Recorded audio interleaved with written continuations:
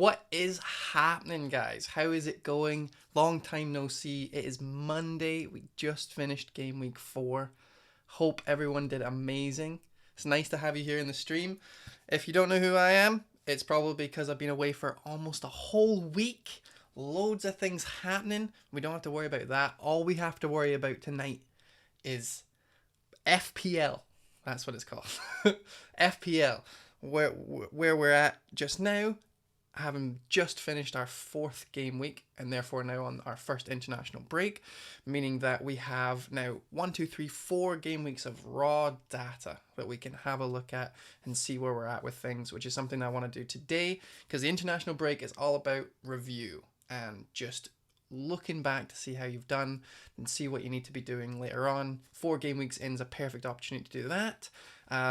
Also on the stream, we're going to be looking into just the next couple of fixture blocks, so game week 5 to 8, because I feel like a lot of people who are holding their wild card will then try to be holding that till about game week 8, 9, 10 when the fixtures change. So I want to have a quick look at what we can be doing in between now and then to see what kind of holes we can clear up, what kind of emerging players that we can look at, all of that good stuff. How is everyone in the chat just now? Stan is here. Jimso, Jimmy Bob, Jimmo is here. Liam, nice to have you, money.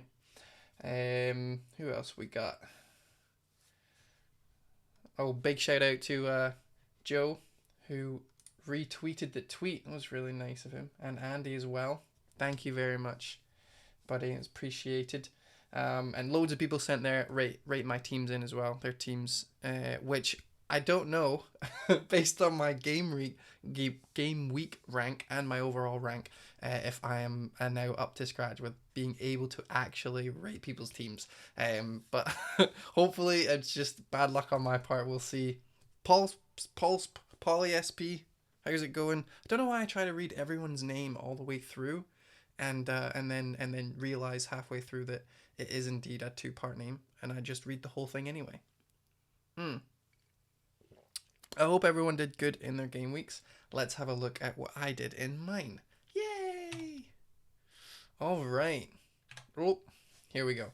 So, as you can see, we didn't do the best. We did okay. I'm going to put music on. I hate listening to myself speak. I'm going to just quickly press play. There we go. That's nice. Some nice non-regulated music that won't be flagged up by YouTube. Doesn't that sound great? All right. So game week 4.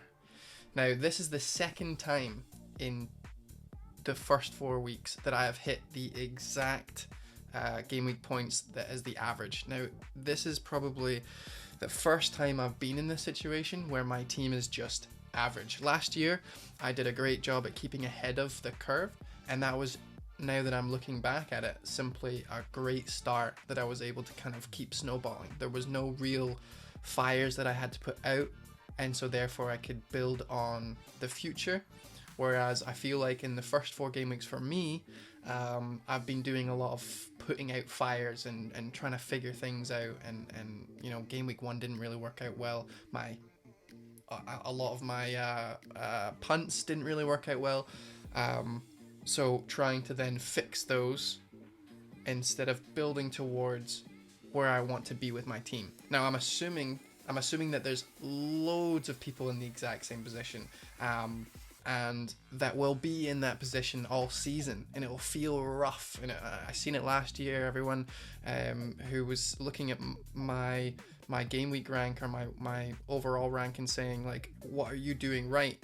And it wasn't anything, because I had a wee look back and I noticed that I was in the top 10k last year for the majority of the season. Now, that's not me bigging myself up.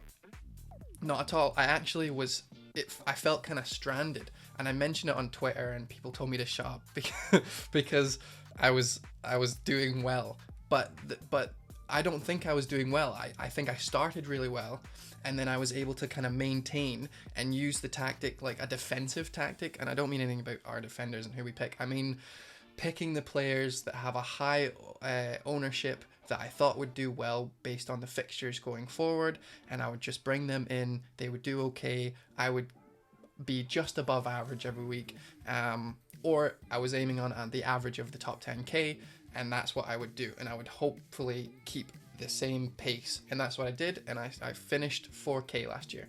Now that doesn't help this year, because I'm looking at my team and I'm only just now thinking, like, I have no fires really, except for Zuma who lost me 400,000 places after his own goal.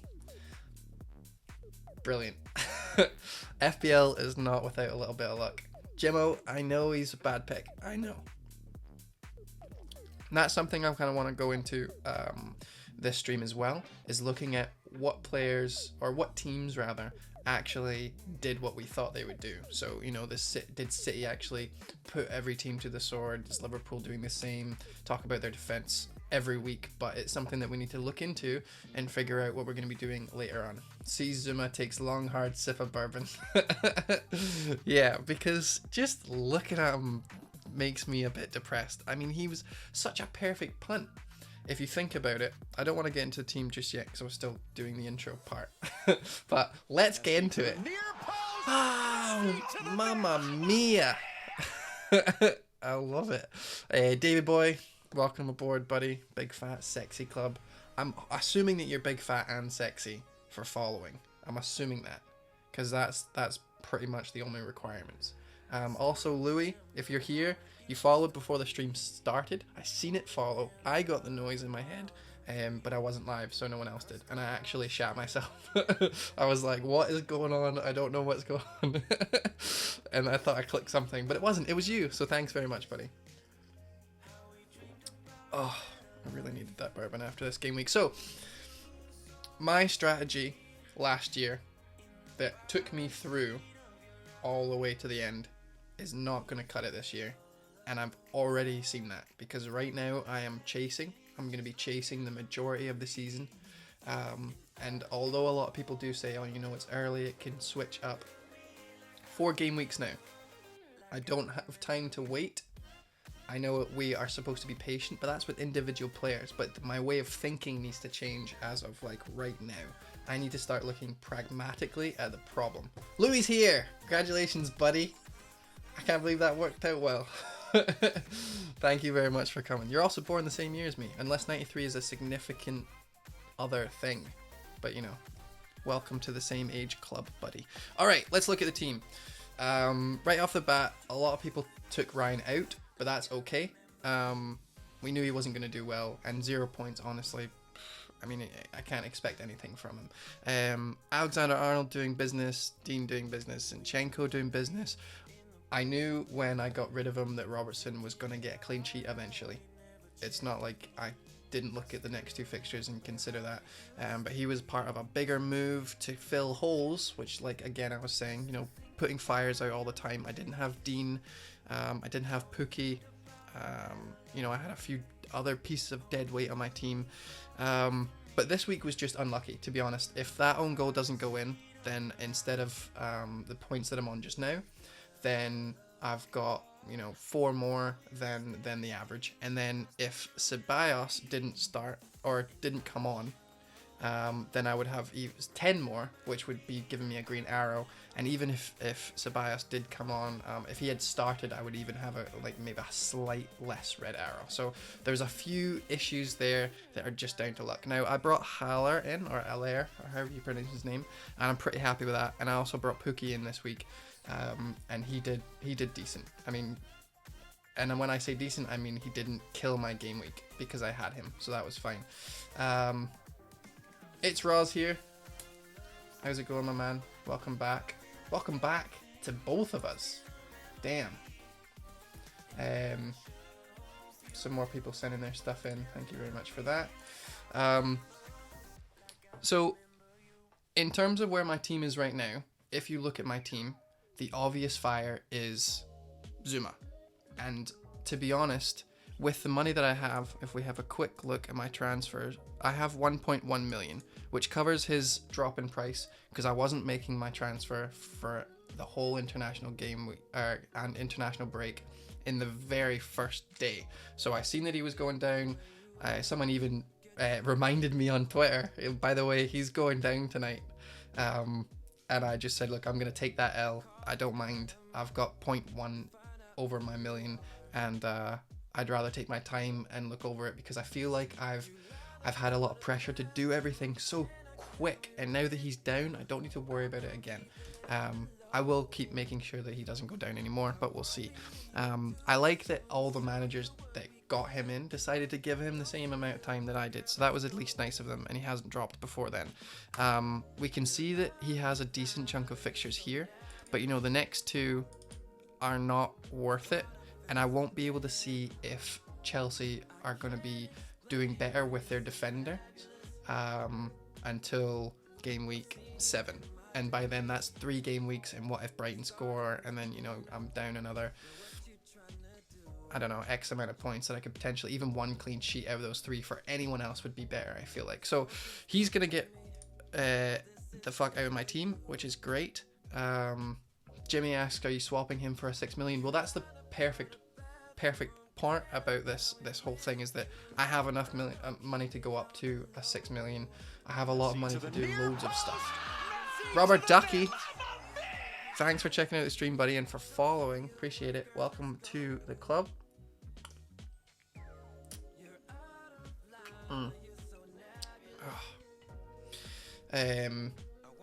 Where was I? I get distracted by drinking bourbon. It's so good. I got myself Buffalo Trace to cheer myself up, because it's been a hell of a week, and it's really, really nice. Quite vanilla. But we're not, no distractions, right? FPL. I won't talk about bourbon. Okay, so, hey Robert Ducky, thanks for joining. Are you swapping him out for a 6 million? I don't think so. I think my plan is to find either a double up that I like that is not Liverpool, because I don't like that. That ship has sailed. That ship has sailed far away. I would much prefer to try and get to the point where when my wild card, I can bring a second Liverpool attacker on. So I want to kind of look for either another double up or just someone completely new that has great fixtures that might get some attacking returns. You know, the next Doherty, which is what we kind of looked at last time. Jim So says Walker or Mina. Yeah, that's perfect. I mean, I would love to be able to go for, you know, their Cancelo, but we haven't seen any time for him. It's not the right thing. But I want this transfer to be aggressive, because all my transfers before this, getting Pookie in, getting Dean in, you know, trading out my who did I even have? I forget who I had for Ceballos. I'm gonna look back and Fraser it was. So getting rid of Fraser, getting rid of King, getting Pookie in, getting rid of Murray. You know, it's been firefighting, and I know that one of my transfers going forward is gonna have to be my keeper. So 2 things: we're gonna bring Zuma out because of obvious reasons, and we're going to take Ryan out, but Ryan is not an immediate danger. And I think this is going to be the first game week that I don't take a hit, other than, you know, game week 2, where we had 2 free transfers. No, game week 1, we banked. Game week 2, we took a hit. Game week 3, we took a hit. So I think this is the part where we can just chill out a little bit. We've got Burnley next, then Newcastle. Ryan's fine to hold on till then. And then I'm probably going to get Pope, because Pope's fixtures are great. The Simon Pegs, oh dear. Yeah, exactly. So I'm not too worried about Ryan, but I do know that after those games, as you can see, he has quite the pickle. You know, Chelsea, Tottenham, Aston Villa away, which I think is a lot more difficult than 2. Now that we've seen them, you know, beat Everton, score against every team. I'm pretty sure Everton at home is definitely not 2. I feel like these never update after they first put them in. And then Norwich at home. I mean, yeah, they got held by West Ham, but I feel like West Ham are just a better team this year with all their signings. And although we expect Pookie to score, we can't expect him to score every week. So I don't think Norwich is actually a decent team for clean sheets either. So that's every single team there I'm worried about. And then Leicester home, Man United away, Liverpool away, Arsenal away. Yeah, so Ryan's getting out of my team, definitely. I don't know if I want Pope. because I really want Peters. I think Peters has got a great chance at clean sheets as well as attacking returns. So I'm looking at him as one of my potential, like, let's just do it. He doesn't have that many people in. He's risen a few times, but he's cheaper than Zuma. It still gives me money, and I can upgrade Ryan to any number of keepers. Like, I can any 5 million keeper, any 4.5 million keeper. So we'll see. I'm not 100% sure, but we can go over that in the second part of the stream. Wow, we're doing so well. We've already done the team. 22 minutes in, got 20 people in the stream. How's everyone doing? Let me know how you're doing. Let me know how your game week went. We're also going to need a who should we captain game week 5, but it is a long way away, and most definitely it will probably be it'll probably be Sterling, but we'll see. But I want to know how my stream viewers did, so let me know what your game week rank is, or on your overall rank and your points. I just want to get a feel for how the room is doing, because then I can tailor my advice and stuff. Although I'm pretty sure that most of you are doing much better than me. But it's interesting, right? Because last season I was doing so well from the start that I didn't really need to change anything. I was already doing okay, and a lot of it just turned out to be luck from the very first go.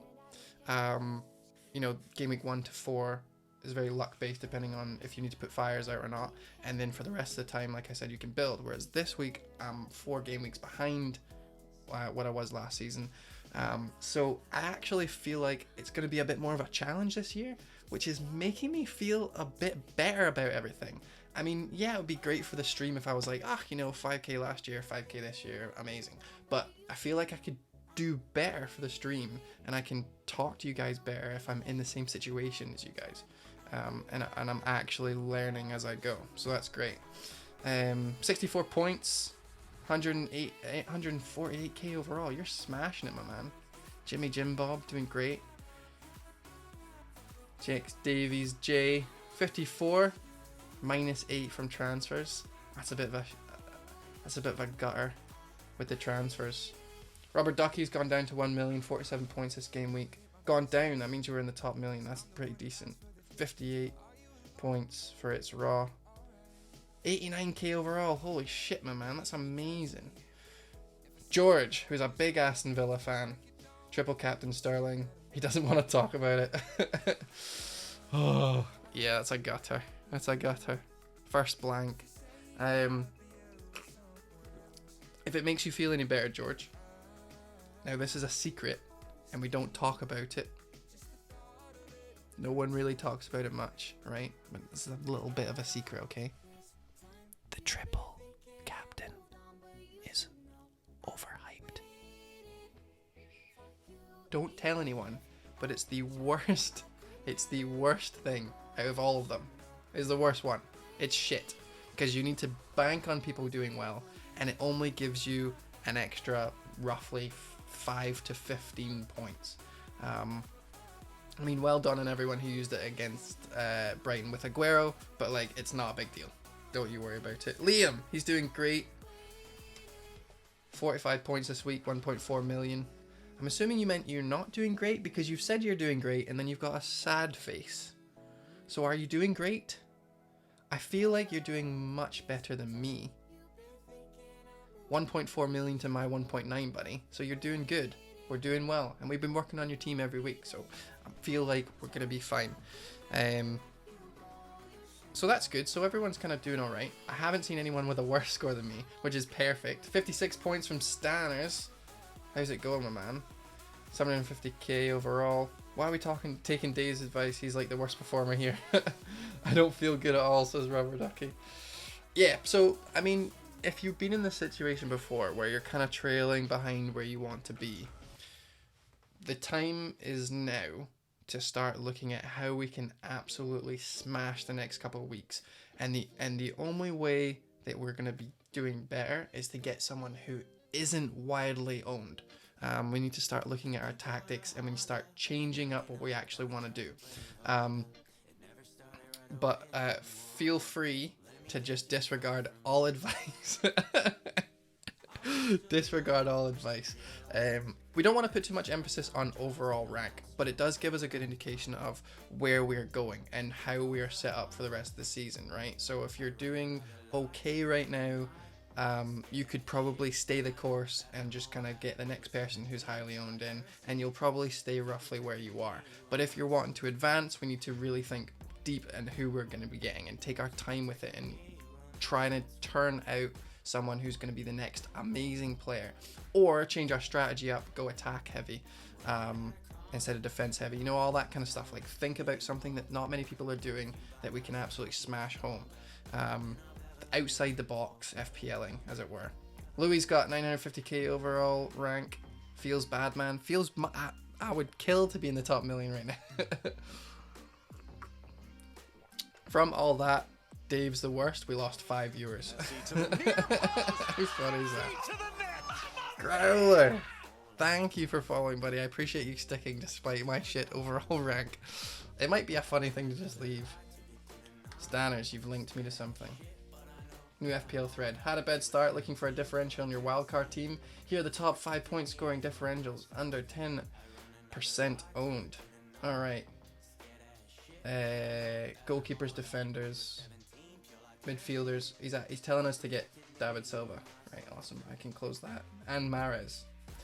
Awesome. I can close that. Thank you very much for sending me that. He's taking all the business away. FPL tips. Thank you very much for watching, buddy. I appreciate it loads. Appreciate it loads. Look how many followers we're getting. See, overall rank's not everything, as long as people like watching. Hey, buddy. Alright, let's go into the first. We're half an hour in, which is great. Let's go to the first actual thing. So we're going to be looking at the game 1 to 4 roundup. So if you can think back to just before we started game week 1, and we had all the hopes and dreams and stars in our eyes, you know, we were looking to see who was going to be doing well, who was going to be doing shit, and trying to pull up our team based on what we could get done in the next 4 game weeks, right? So let's pull up the table. It's the simplest way, really, and let's see our predictions, okay? So Liverpool top, then Man City, Leicester's third. Now, if you were looking at that just now, right? You're looking at Leicester and you think, yeah, they're third.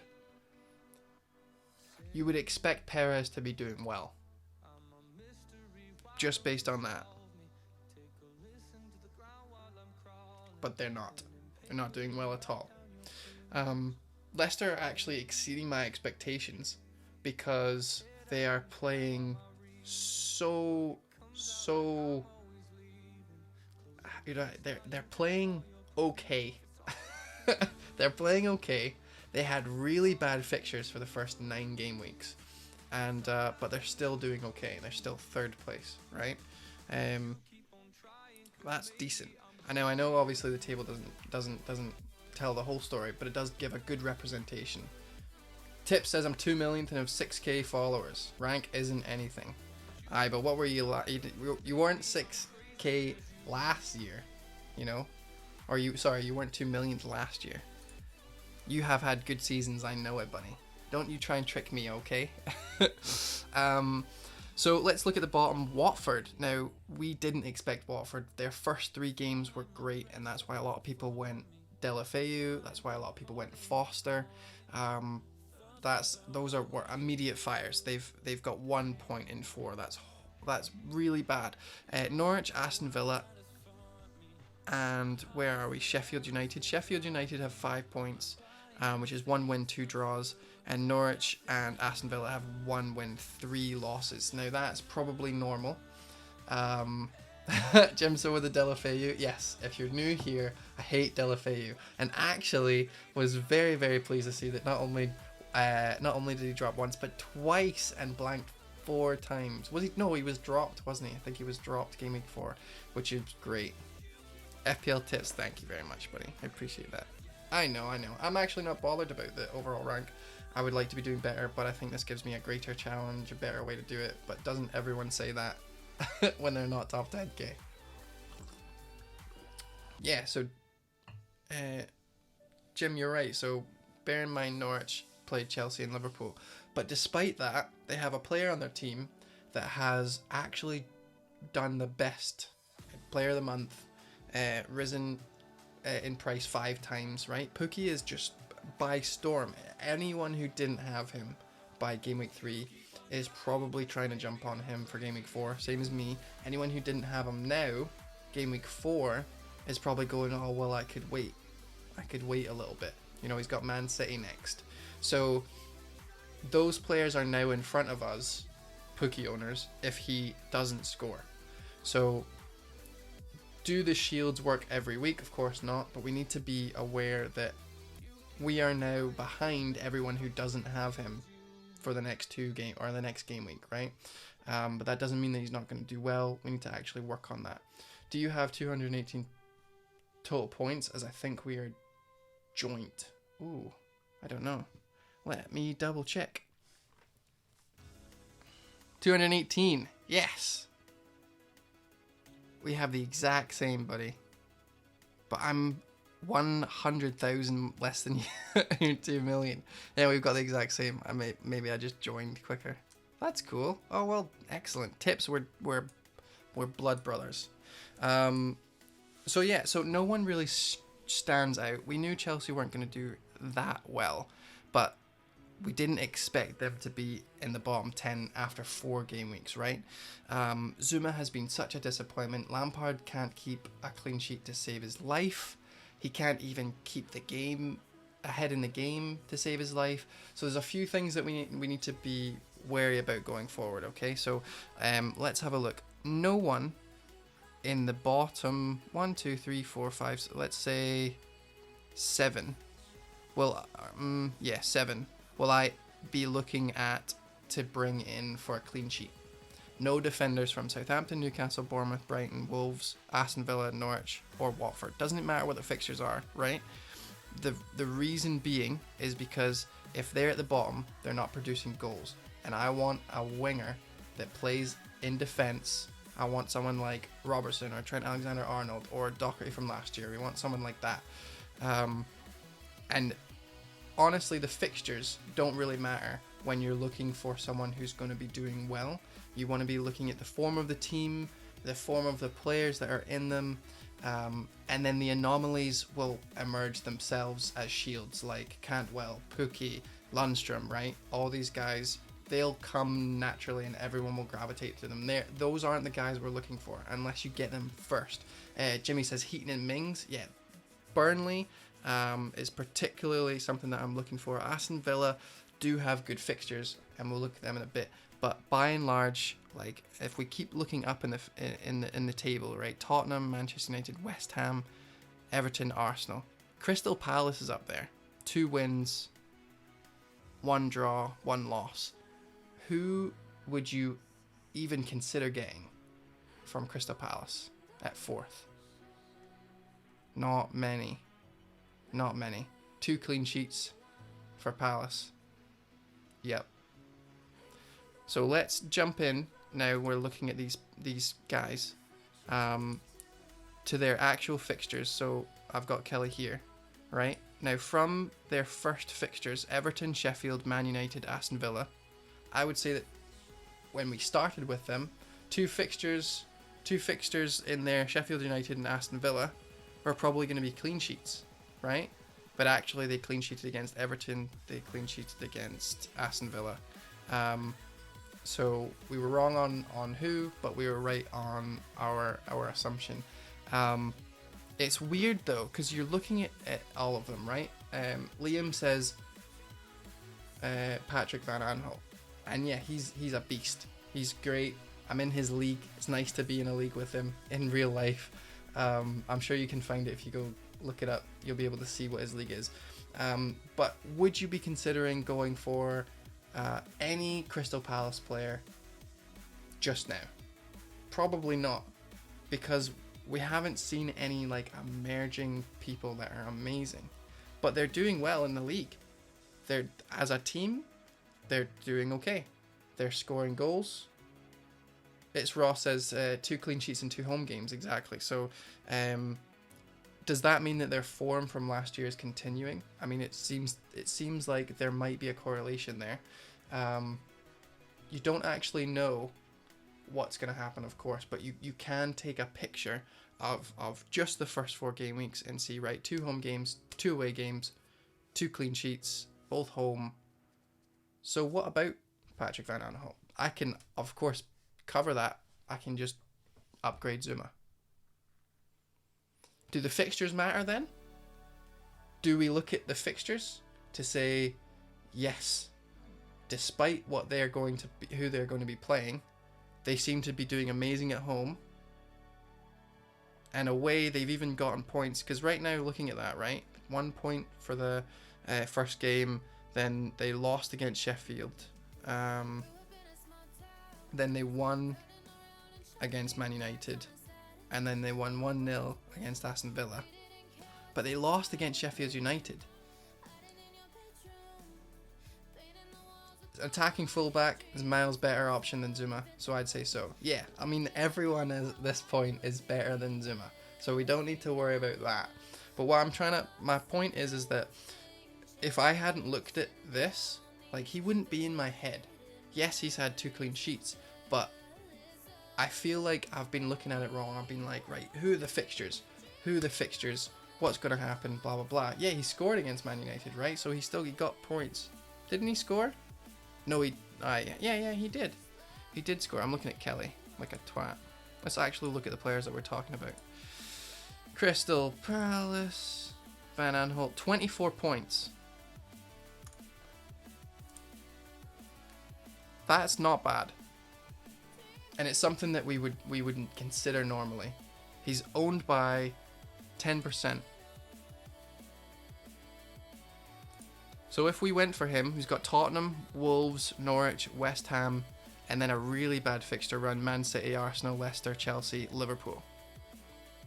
So for me, looking at him, to me that screams like, do not get him, because you're looking at no, maybe, no. 1 clean sheet in the next 10. But his last couple of game weeks has shown that he actually probably will keep more than that. So the only way that we can really deal with that is by looking at the stats and looking at like exactly how many shots they've taken, how many shots that we need to deal with. Meadow, thank you very much for joining, buddy. I appreciate that. I love when that little sound comes on. It makes me feel good. It's like hearing that one of your players just got a clean sheet. And then when the subscriber button's pushed, it makes me feel like I've just captained a hat trick. So, make me happy. No, I'm just kidding. Right. My point is, a very long-winded point, I agree. But my point is that I'm going to have to start now thinking of players despite their fixtures. Because it seems to me is that the fixtures are going to be a great guide, but only a guide. We need to try and think outside the box in terms of who has actually been playing well so that we can jump on them. Now, if we look at the actual fixtures going forward, and this is the next 6 fixtures, let's look at the next 4, because we're probably going to wildcard game week 9-ish. Let's go into this mode, a bit easier for you guys to see. We look right down here at all the players we absolutely do not want, and then Crystal Palace, see, despite what we just looked at in this fixture tracker, they're not actually that bad. Now I'm letting you guys know right now, I would never look at Patrick Van Aanholt, right? See, if I was doing well on overall, I don't think I would ever look at him, because I would just get someone with the best fixtures from Burnley or whoever and then move on. But because we now need to look for that attacking potential as well as the clean sheets, we need to look a little bit deeper. We need to try and get people who people are going to be turned off by, that are then going to have to jump on them because they do well. So that's what we're looking for. Wouldn't even bother with Son and Pepe at the moment. Auto reclose. Kevin De Bruyne, Salah, Son, Pep, Sterling, all in midfield. Can it be done? It can be done. Your team's going to be shit, but it can be done. It would need a wild card. I think it would need a wild card. So, for me, all of these teams that we're looking at here, I don't know if I would want to go for them. Because, yes, the fixtures are good, but I want someone who's going to be lowly owned, that I know that is going to be kind of absolutely amazing for the form just now, that we can jump in. Standard's hitting us with the stats. Palace GA2, XGA 5.62, biggest overperformers. Yeah, and we can tell, obviously they're biggest. Look at the state of that. They're fourth. They're ahead of Arsenal, Manchester United, Tottenham, Chelsea, and it's not about them. It's just a case of like, why haven't I thought about them? It's about changing this thought process. Like, I can only go for Burnley and Aston Villa right now because I'm looking for a defender before my wildcard. Why am I just set on that? And then if I look at Burnley and look at Aston Villa, it's Peters or it's Mings for defense, and obviously they're keepers for instead of Ryan. That thinking is going to keep me in the same place that I am now, because everyone's going to be jumping on those guys, right? That's not an aggressive move, and this is what I'm trying to say. The aggressive move is going for Patrick Van Aanholt right now. Just assuming that he's going to keep doing what he's been doing, getting a cheeky goal here and there, getting an unexpected clean sheet like the first game week against Everton, and really taking those points that are not being distributed amongst the vast majority of players playing this game, and it's going to punt me up the ranks, whereas the rest of my shields are going to keep me grounded if PVA doesn't perform. Does that make sense? Because I kind of got confused a little bit there myself. Now is the time to go for a different route now that is everyone's template wildcarding. Yes, so everyone's bringing in Cantwell, everyone's bringing in Lundstrom, everyone's bringing in Pookie. Like, firefighting is not going to get us from 2 million game rank or overall rank to 1 million unless every single person does well in our team all at once. And that's not going to happen. We can't expect, oh, just next game week's going to be the big one. The next game week, you see people getting 100 points here and there, and you're like, oh, next week's going to be me, and it's going to shoot me up the ranks, going to restart my game, and it's going to be amazing. My season will be fantastic from there on out. No, you need to be actively looking for these players that will do that for you, as opposed to just, hoping for the best, whilst then also, everyone's got McGinn, so I'm going to bring McGinn in. It doesn't work like that. If you're in the top 500k, keep doing what you're doing. Just get the next couple in. After a few good, decent game weeks, you'll be up to 100k.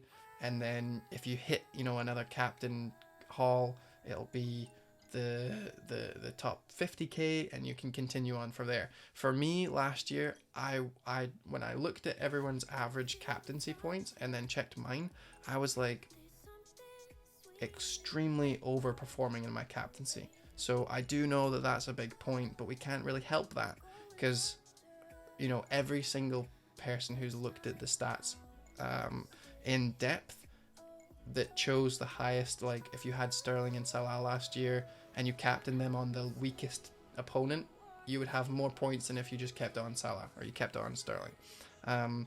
So we just have to keep captaining who we think is going to get good points, because that's more of a luck thing, right? Last year, a lot of us were lucky. We were going with the vast majority of people, and we're hitting those. And this year, it's been a hit and miss between Sterling and Salah. But what would be really aggressive right now for us, if we actually brought in Aguero, just right now. Just Sterling, Aguero, Kevin De Bruyne. That's aggressive. That's going to take a lot of points to do as well. That's something I would be thinking about on my wildcard. Like, why not? They've got a great run. Look at this run. Norwich, Watford, Everton, Wolves. I don't see any of those holding them off. And we keep going. Then they've got Crystal Palace. That's difficult. Aston Villa, they're going to stomp them. And we keep going 10 game weeks in. Only till game week 12 would I say that there's any issues there. Maybe Crystal Palace. George asks thoughts on Son. I'm a big fan of Son to just watch him, but I'm not a big fan of him in FPL because he's super expensive this year. Super expensive. Robert Ducky says, seems very early to go big or go bust so early with differentials. Could stay safe and let others gamble and make mistakes. That is a legit tactic. and it's one that I played a lot last year. 2 seasons ago, when I was behind, I just took it 1 week at a time for 2 months and shot up the ranks. Yeah. So, of course, just taking it easy, going up the ranks, like hoping that your guys will come good. You've done all the work. You've got them in your team. Now let them work for you.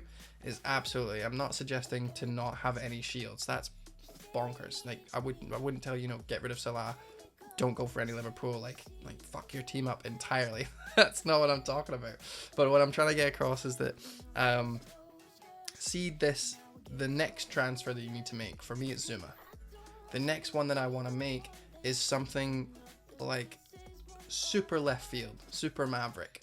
Because if I just bring in the next guy that everyone's already bringing in, he's not going to help my game week rank and therefore my overall rank. He's just going to keep me average. Do you know what I mean? And I don't want to be average. I want to be better than average. We want to achieve something with this guy. So I don't want to bring in Walker. Because a lot of people have Walker. I don't want to bring in, Lundstrom, because a lot of people have Lundstrom. I want to find someone who's low owned that can really help. I want to find a sword. That's what we want to do. And we want to have, because we're so far back, we probably need to have more swords than we do shields, or at least more swords than what we currently do. So right now my swords, I would say my swords are Ceballos and Allaire, and that's it. And that needs to change. That's something that I've done to myself. Aguero's too pricey unless you go with 4.5 million forwards, in my opinion. Yeah, and there's a lot of value in forwards, so it's not something that we need to think about.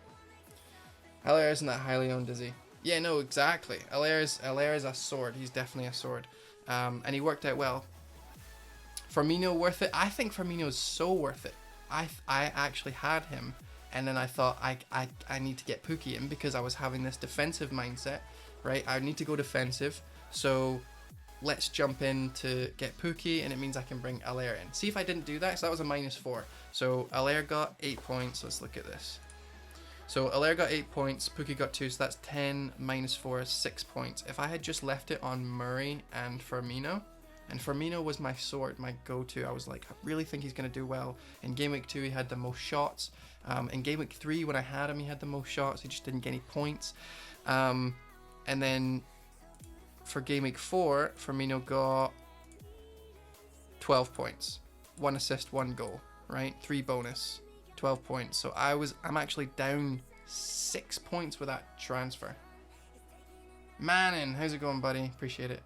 Maybe you bring Zuma down to a 4.5 and inject that 1.6 million into other positions. Yeah, that's what I think I'm going to do. I think I'm going to go a bit maverick with my 2 transfers. So I want rid of Ryan and I want rid of Zuma. And I'm thinking about going mental and maybe bringing in, an Arsenal defender. Someone who's left field. They have really, really good fixtures. Not many people are going to own them. Like Leno's only 5 million, so I could inject that and I would still have 5.5 million for Zuma replacement, etc. Jim saying Arsenal with a very scary face on it. Now I know it's not something weird, or it's not something you hear every day, but look at that. Look at where Arsenal is in the fixtures, the next 10. Speaking of Arsenal defenders, I'm waiting for Tierney to be fit. Yeah, I would love that. As a Celtic fan, I can't wait to have him in my team. If over the international break we hear that he's going to be going in, like, that would be amazing. It means I could do that in my wild card. But right now Leno is cheap, and they're playing Watford, who haven't been doing well. Aston Villa, okay, is not a big deal.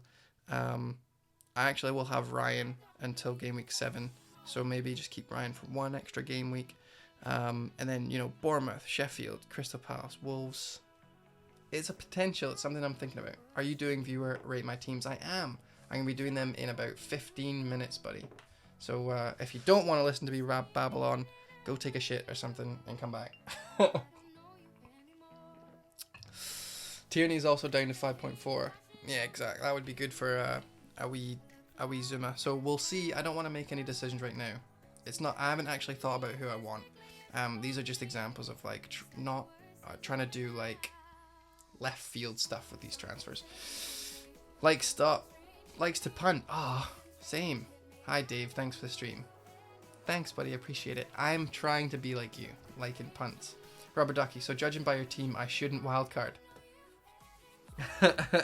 Yeah, I mean, judging by my team, I feel like I'm in a decent place now.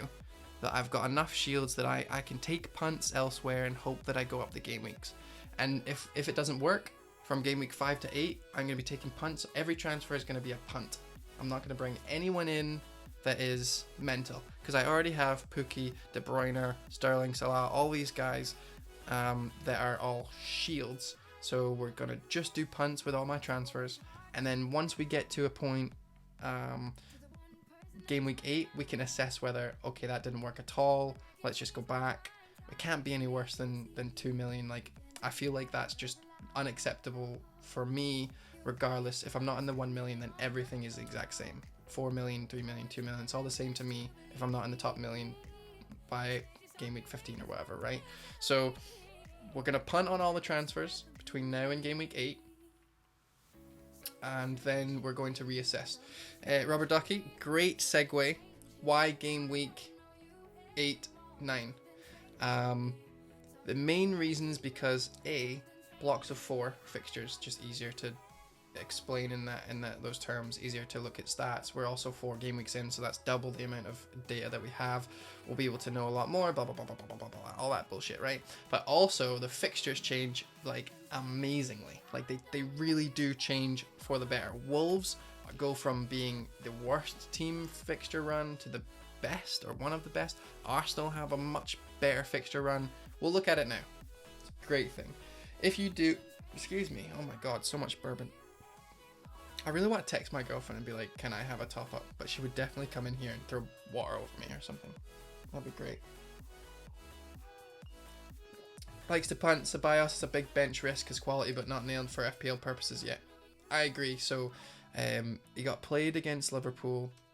No one did well, but it was also a big team. And I think Emery was like, let's just try him. And if he doesn't work out, you know, I'm not expecting to win against Liverpool, but we'll just see how he handles a big team. Took him out after a while, didn't play that great, and then decided not to play him at all against Tottenham. And then when they were chasing the game, they put him in, and, you know, he actually played really well. So it'll be good to see him kind of keep his place. I know Mkhitaryan has left, so that's another midfielder we don't have to worry about. So yeah, I'm feeling okay with Ceballos. He's only got easy fixtures from now on, so I'm not too worried about it. If he becomes another absolute bench risk and he becomes like an issue for me or another fire, then we can deal with it. But one benching against a derby, you know, the North London derby, is not a big deal for me. Depends if top up is code. Jimmy says if you do the Zuma downgrade, you can manage Ceballos up to Madison and another 7 millions. Yeah, I mean I've got loads in the bank. I can do loads of stuff. I like Madison. I've been looking at his stats a lot. We need to meet Miss FPL Dave, in my opinion. Yeah, but she's all watching The Office just now, so I don't even disturb her when that's happening. All right, we got 15 minutes before I want to do rate my teams. I feel like we're doing crisp, right? It's been a crisp stream. So I'm still a fixtures guy. I'm still loving fixtures. I'm never going to get rid of fixtures, but I just want to make sure that my transfers are punts, and I want to make sure that my thought process is right, because I'm going to read this, I'm going to listen to this back, and I'm going to hear myself, and I'm going to be like, no, you're full of shit, I don't agree with you. Or I'm going to be like, yeah, no, that's what I was thinking of. But I'm kind of thinking of it as I'm going along. UK or US office? No, Jimmy, don't do it. We're being crisp tonight. We're 19-minute stream. I wanna be crisp, but it is the US office she's watching. Although I really do like the UK one as well. Felipe Anderson ran the show against Norwich too. He's good for that price. I read something awesome on Reddit, and it was basically someone saying that for the next 4 game weeks, West Ham are playing teams that have conceded the most from Felipe Anderson's position. Like, is he playing the left? Pretty sure he does. From his position, they've conceded the most goals, crosses, you know, passes through their defense, etc. Dumper. so there was someone shouting saying like, look, I think Felipe Anderson's going to be amazing the next 4. You're welcome, go for it. And then we watched them against Norwich, and Norwich had a super hard time. So I think Felipe Anderson's a great idea. I have Allaire. A lot of people have Lanzini, so he's not someone that a lot of people are going for. But if you don't have any of those guys, I would highly recommend going for him just now, because as we can see, let's just look at the next 4 game weeks. The next 4 game weeks, West Ham have, okay, they've got Man United, but Aston Villa, Bournemouth, and Crystal Palace. Crystal Palace is the only, actually it was the next 3, wasn't it, for West Ham? Because now game week 1's passed. Aston Villa, Man United, and Bournemouth. I feel like Aston Villa is a good fixture for them attacking wise, and Bournemouth is a good fixture for them attacking wise. Man United are still iffy at the back. We'll see over a long period of time. Let me see. West Ham, actually, let's take away game week 13 and game week 14. West Ham are still top. Everton, Sheffield United, and Newcastle and Burnley. So they're a long-term option until game week 12. I feel like that's pretty good. Man United is a good fixture at the moment. I agree, likes to punt. I agree. Manon says, mind zooming out a little bit. Teams are cut off from the screen. Yes, let's go into stat mode, sorry. So here is, where are they? West Ham's here. So decent fixture for attacking, so this is just attacking fixtures, right? 1, 2, I would say that's okay. 3, definitely. Crystal Palace at home. Now we just looked at them, right? At home they haven't kept a clean sheet yet. And West Ham seem to be playing really, really well as they go on. Everton away, that might be a bit difficult, but then they've got 3 beautiful fixtures, 10, 11, 12, and then it gets rubbish from there. So anyway, yeah, I like him. Iwobi is an option. He's absolutely an option. If we look at where are they? Everton go. Now, because of Manchester City, they actually drop a lot, but if you took that away, they actually have really great fixtures. Bournemouth's good, Sheffield United's good. Discounting that, then we've got Burnley, West Ham, Brighton. Those are all good fixtures. I would say that I'm expecting at least 3 clean sheets from those. And then Tottenham is Tottenham, and then Southampton again is good. So pretty decent. FK stat mode, just pick the player that looks good. What effect is VAR having on penalties? Seems like no more or less so far, but haven't checked the stats. It's actually making it a bit less penalties, I think. I think I read less penalties than normal. The ways to succeed is a mixture of stats and eye test. I absolutely agree.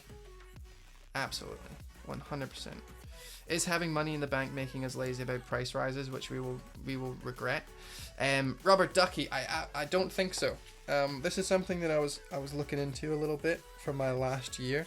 Now price drops are mental for the first 10 game weeks and have been for like 3 or 4 seasons now. It's just the nature of the beast now that there's loads of people playing in the first couple of game weeks. So 1 to 10, we're going to expect a bit of a hard time, but we should be making aggressive transfers enough, or early transfers enough, that we're not actually getting in the way. I mean, I've purposely taken hits to avoid that kind of thing, and I did it last year. I made 50 something, like 50 transfers last year. I'm not shy about hitting at all. -4 is nothing compared to not being able to afford the player you really want.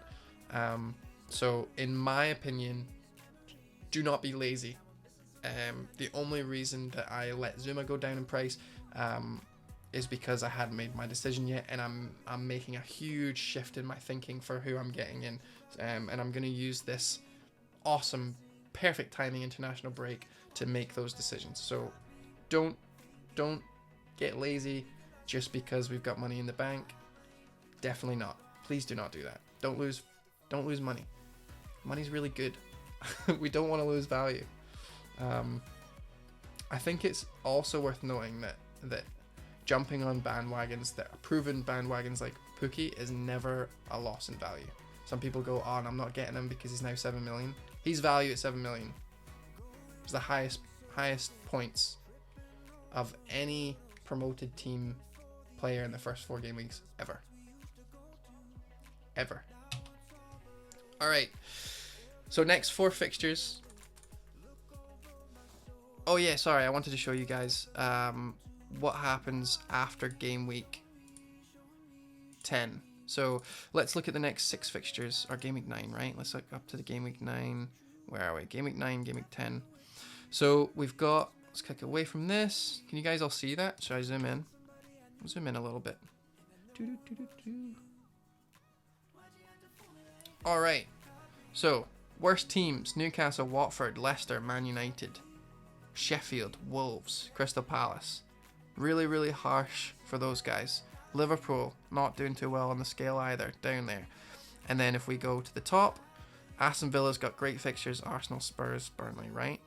If we look at from game week 9 onwards, after this, and then look quite far in advance, so like if we're wild carding, look at that: Wolves, Sheffield, Leicester, Norwich.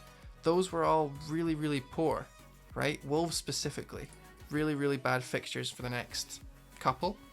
And then now we look at it, and they're now at the top with great fixtures.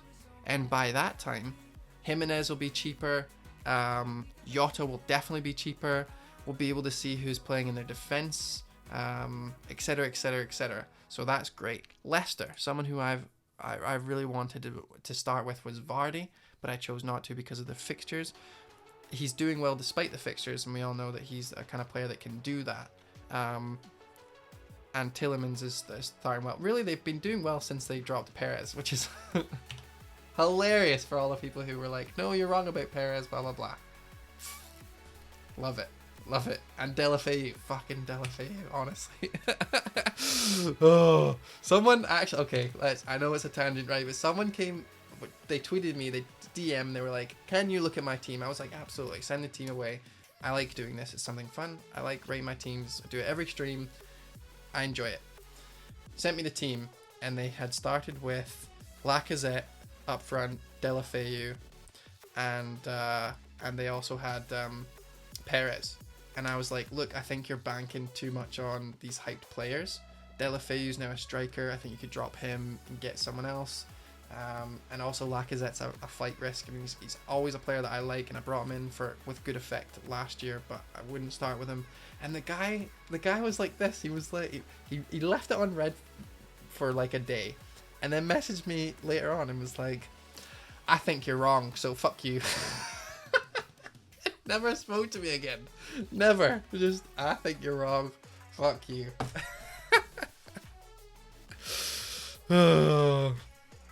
If my overall rank wasn't so bad, I would message him back.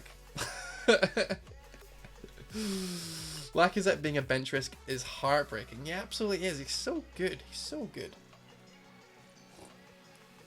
Thank you for the uptime. Appreciate it. 5 past, right? So we've got 5 minutes to go over this shift, and then we can start doing rate my teams. So, like I said, Wolves are doing better. Sheffield's doing better by game week 9. Norwich, I mean, we're probably not going to bring any of those players, but Arsenal is then next. And I feel like Arsenal, if I just took out, if we brought in Lacazette or Aubameyang for those fixtures, let's say, and then we got rid of them game week 17, if we had to, Arsenal are second despite that. So that's another fixture swing. If we take it to just 5 and we take it in a bit more of a shorter run from our wild card, we've still got Everton there. Bournemouth might be a shout. Who else was it that I saw that was high? I wanted to mention. Who was it?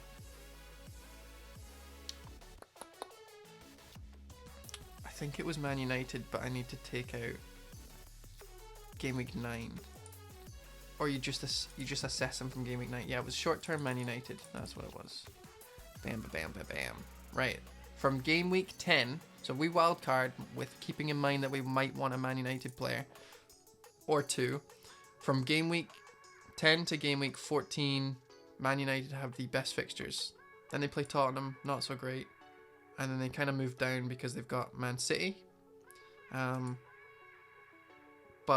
actually I should probably click on them. But in the short term after that, they're actually really, really good. Like, they have a great fixture run. So that's something you want to keep in mind. So all of these changes to all the players. And we haven't spoke once about, do you see the players that we all have right now that we all bulk on? City, Liverpool, Everton, right? See, for the long run after our wild card, none of these teams are really being mentioned, right? Who else do we rely heavily on right now? Burnley, it's not there. You know, a lot of fixtures change, and we're not going to want a lot of them. And I'm going to have a wild card, and everyone who hasn't wild card is going to be in the same position as me. They'll be able to recognize these fixture changes and go for it then. Because to be honest, I can't get a Wolves, Leicester, Arsenal player, Chelsea player in my team. Maybe not Chelsea. Fuck Chelsea, right? Man United. I can maybe make 5 transfers between now and then, and I still have Zuma to get rid of, Ryan to get rid of, and some of these guys that we're looking at from game week 9 onwards don't have good fixtures between now and then, so I don't even want them. So I think that's why a lot of people, and you'll see, I think Joe on from Fantasy Football Scout is thinking about the same thing. They talked about it on the last Scoutcast. So it is something. I just know it's a good idea to see it for yourselves. Like, going from now till game week 9, Wolves are actually last, I'm pretty sure, or very, very near last place in terms of the fixtures. Let's go all the way down, 3rd last, and then we jump up, and then they're now top if we look at it past then. So from then on, I think the best is to wildcard, and in between game week 5 and 8, we're gonna punt, because we have the wildcard. It can reset all of our mistakes, but right now we need to do more than just sit, you know, and kind of soak in our own team and just hope that, oh, you know, next game week we'll do good. We need to aggressively look at this stuff. We need to aggressively go for it, and if we fuck up, we've got a wild card. Hopefully, unless you've used yours, which might suck. But I would suggest not to, because there's not many fixture swings. You know, between now and then, Manchester City have the good fixtures, Liverpool are not bad, you know, Burnley are going to be doing well, we know Aston Villa have good fixtures, West Ham have good fixtures, you know. We all have those players, so there's no real reason to then wildcard to bring in all those players again. If you don't have those players, then yes, maybe a wildcard's necessary. If you're sitting there with no Sterling, Aguero, Kevin De Bruyne, you're not sitting with any Liverpool player, you know, if you've started poorly, like really poorly, team decision wise, then yeah, you can go for a wild card and I don't mind. But just to put out 3 fires or so, I'd rather just you take a -8. It's just cheaper. It's just cheaper for you, because you're going to want to make a shit ton of changes game week 9. Jimmy says my wild card went quite well, put out a lot of fires. Yeah, absolutely. Like, if you started poorly and you were like, no, fuck this, you know, game week 1 was so bad, I'm changing everything, you then have from game weeks 2 to 8 to then be proactive about getting these players in. You're in the exact same position as I was last season. You're doing great. For players like me, or managers like me who just haven't seemed to get going, if you can hold off on your wild card, I think it'll be good. Like Stepan says, City will still win, but less clean sheets in my opinion. Laporte was outstanding last season. Yeah, no, I don't really know what's going to happen with them. I mean, I'm not going to sell anyone. If you have Laporte, then that sucks. But I'm not selling Zinchenko until I need to. And he's not a fire, so we don't need to deal with it. If I had Laporte and I was to actually change into... Would I move into another Man City player? Probably. I mean, it's a downgrade, right? So you're banking money. Otamendi's not going to go anywhere now, because he's first choice after Stones is injured. When Stones comes back before Laporte, probably. I mean, Stones wasn't fucking stretched off. FPL Tip says some players are fixture proof. Exactly. City and Liverpool especially, also Pope and Burnley. Agreed, fixtures do change, but you can get around without wildcard. I mean, of course. I'm not saying I'm not going to go without City players. Fixture proof is absolutely fine. But would I prefer 3 City attackers? Maybe, because the fixtures are changing. That's 2 transfers. That's difficult to do because Zinchenko's so cheap. Liverpool, same thing. If you have double just now, would you want that in game week 9 when their fixtures drop completely? Maybe, maybe not. But it's a decent thing to look at. Just because the team is fixture proof doesn't mean their clean sheets are. You know, especially with Liverpool and how they're doing right now. You can get through it, but what I've tended to notice is that people are hitting on these things because they are not waiting and they're not banking their transfers. And if you have so many fires, then doing these moves and fixing these as you go along is not really an option, because you're sitting there trying to put out fires like fucking Zuma. What a twat. I can't believe he did that. So yeah, so that's my thought process. That's what I want to do with my transfers between now and then I'm going to wildcard and I'm going to reassess everything. And I'm going to take you guys with me. So follow the stream, subscribe if you want to chuck me money. All the money goes towards the stream. And it means that you guys will see exactly what my thinking is then. If you guys are going to be on your wildcard at the same time or near around there, we can go through it.